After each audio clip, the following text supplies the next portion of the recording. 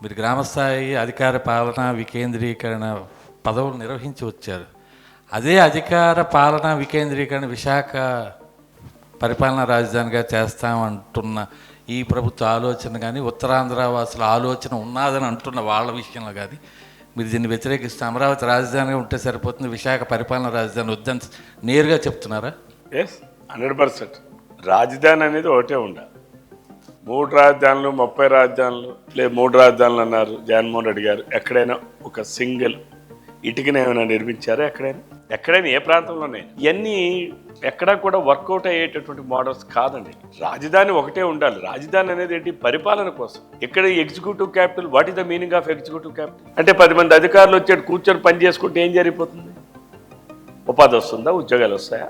ఎక్కడ నుంచి నువ్వు పరిపాలన చేసావనేది ముఖ్యం కాదు. అమరావతి నుంచి పరిపాలన చేస్తే కియా పరిశ్రమ అనంతపురంలో రాలేదా?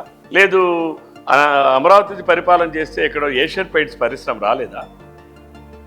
అమరావతి నుంచి పరిపాలన చేస్తే తిరుపతిలో ఫాక్స్కాన్ అనే 11 సెల్ ఫోన్లు తయారు చేసే కంపెనీలు రాలేదా? పరిపాలన ఎగ్జిక్యూటివ్ క్యాపిటల్ మీన్స్ ఏంటి? వచ్చి అధికారులు కూర్చొని ఉద్యోగం చేస్తారు. దానివల్ల ఏం ఉపాధి వస్తుంది? ఏ రకమైన ఉద్యోగాలు వస్తాయి? జగన్మోహన్ రెడ్డి గారు పిచ్చోడు కాబట్టి తన పిచ్చిని రాష్ట్రం అంతా పిచ్చోళ్ళు అనుకుంటున్నారా? 100% నేనైతే దానికి వ్యతిరేకమండి. పరిపాలన ఎక్కడి నుంచి చేస్తున్నాం అనేది కాదు, పరిపాలన చేసేవాడికి అవగాహన ఉందా లేదంటే ముఖ్యం. 3 రాజధానులు అని చెప్పారు, 3 ముక్కలాట ఆడారు. ఏమైంది? ఒక పజిల్ అయిపోయింది. అందరు నవ్వుకుంటా ఉన్నారు పక్క రాష్ట్రాల్లో.